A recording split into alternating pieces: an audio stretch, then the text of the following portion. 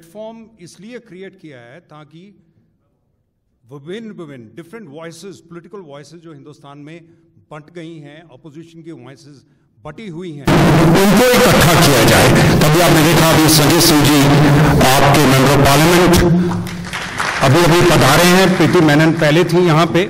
तो अगले मैं रिक्वेस्ट करूँगा कि घनश्याम तिवारी जो समाजवादी पार्टी के, इनको तो आप टीवी पे देखते होंगे, नेशनल स्पोक्स पर्सन हैं उनके, और इनके बगैर प्रोग्राम हो नहीं सकता कई ऐसी चैनल्स पे। उनसे एक चैनल तो मुंबई से चलती है, क्योंकि एक ही उसमें जिसको कहते हैं सेन वॉइस होती है। इनको बुला के फिर 8-10 आदमी कूद पड़ते हैं इन पे, लेकिन ये भी बड़े शक्तिशाली हैं बेचारे, बर्दाश्त करते हैं उनको, लेकिन उनका ड्रामा पूरा नहीं होता जब तक एक जो कूदने वाले हैं उनको आगे किस पे कूदना वो भी मिलना चाहिए। तो आइए घनश्याम जी।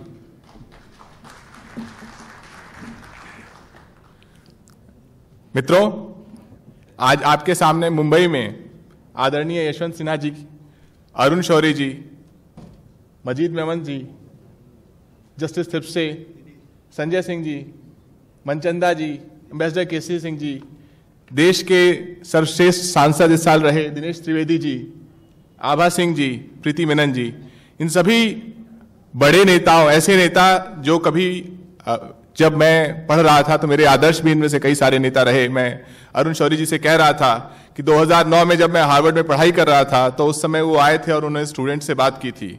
तो मेरे लिए व्यक्तिगत रूप में एक बहुत बड़ा मौका है कि मैं उनके सामने अपनी दो बातें रख रहा हूं। जब मंच पर इतने बड़े बड़े नेता हों तो बहुत ज्यादा बोलने की आवश्यकता नहीं है मेरे लिए। हमारे संविधान में देश की आस्था क्यों होनी चाहिए, वो आस्था कहां से जगी और आज वो क्यों कमजोर पड़ गई, इसके बारे में यशवंत सिन्हा जी और अरुण शौरी जी भली भांति बता सकते हैं। एक युवा आवाज होने के नाते मैं सिर्फ एक पक्ष के बारे में कहना चाहता हूं। वो पक्ष है उम्मीद का, होप का। ऐसा क्या है हमारे संविधान में जो आस्था, उम्मीद की किरण बन जाती है?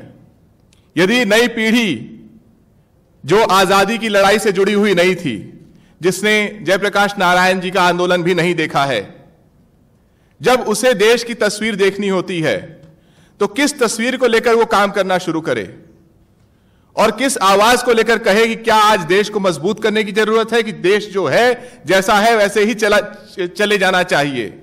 मैं मानता हूं आज भारत में इतनी क्षमता है एक युवा देश होने के नाते कि नई पीढ़ी का हर व्यक्ति जहां से भी शिक्षा ले, जिस राज्य से भी शिक्षा ले, जिस गांव से भी शिक्षा ले, वो ये बुलंद सोच रख सकता है कि हमारे देश में कोई बच्चा गरीबी से, भुखमरी से नहीं मरना चाहिए। वो ये सोच रख सकता है कि तकनीक और संसाधन हमारे देश में इतने हैं और इतने पढ़े लिखे लोग इस देश में ऑलरेडी हो चुके हैं कि इस देश में की कोई बेटी इंटर पास, 10th या 12th पास किए बगैर जिंदगी में आगे जो नहीं बढ़ पा रही है उसको आगे बढ़ने की वो सीढ़ी मिलनी चाहिए।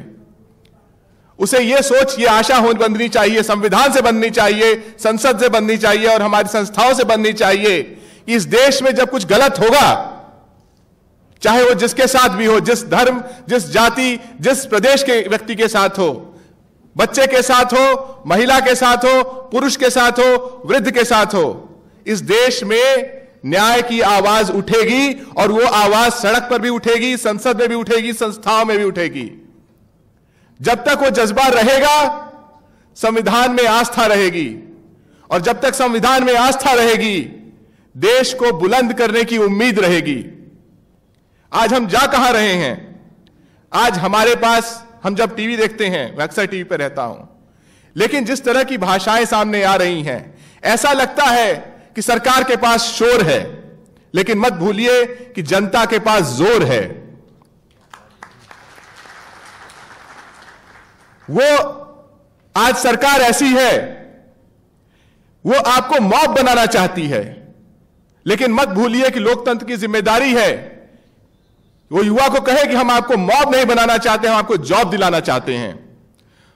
वो आपको गाय के लिए लड़ाना चाहती है, लेकिन लोकतंत्र की जिम्मेदारी है कि वो युवा से कहे या युवती से कहे कि हम आपके आय के लिए लड़ना चाहते हैं।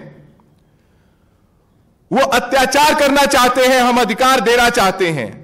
लोकतंत्र की लड़ाई अगर जनता के अधिकार को व्यापक न कर पाए तो उस लोकतंत्र की लड़ाई का कोई मायने नहीं है।